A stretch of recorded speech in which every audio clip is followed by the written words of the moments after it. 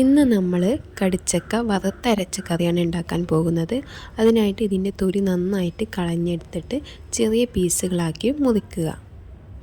ഇതുപോലെ ആക്കിയ ശേഷം ഇത് കുക്കറിലേക്ക് ഇട്ട് കൊടുക്കാം. അതിലേക്ക് ഒരു 5 അല്ലി വെളുത്തുള്ളി ചതച്ചത്, ഒരു 10 അല്ലി ചീരുള്ളി, ആവശ്യത്തിനായിട്ടുള്ള ഉപ്പ്, മഞ്ഞൾപ്പൊടി, പിന്നെ വെള്ളം എന്നിവ ഒഴിച്ച് നമുക്ക് കുക്കറിലേക്ക് വെക്കാം.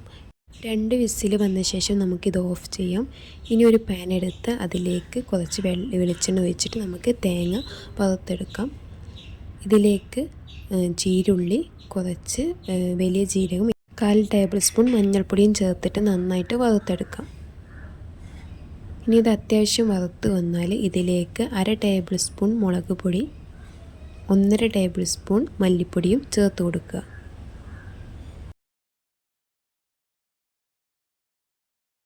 ഇനി ഇത് നന്നായിട്ട് മിക്സ് ചെയ്ത ശേഷം ചൂടാറിയിട്ട് നമുക്ക് മിക്സിയിൽ പേസ്റ്റ് പോലെ അരച്ചെടുക്കാം. ഇപ്പോൾ ഞാൻ കുക്കർ വിസിൽ വന്ന് ഞാൻ എടുത്തു വെച്ചിട്ടുണ്ട്. ഇതിലേക്ക് നമുക്ക് അരച്ചത് ആഡ് ചെയ്തിട്ട് നന്നായിട്ട് ഇളക്കി കൊടുക്കാം.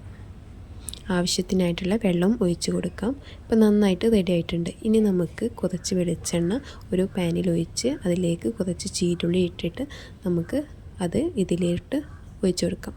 അപ്പോൾ നമ്മുടെ സ്വാദിഷ്ടമായിട്ടുള്ള കടിച്ചക്ക വറുത്തരച്ച കറി ഇവിടെ റെഡി ആയിട്ടുണ്ട്. Thank you.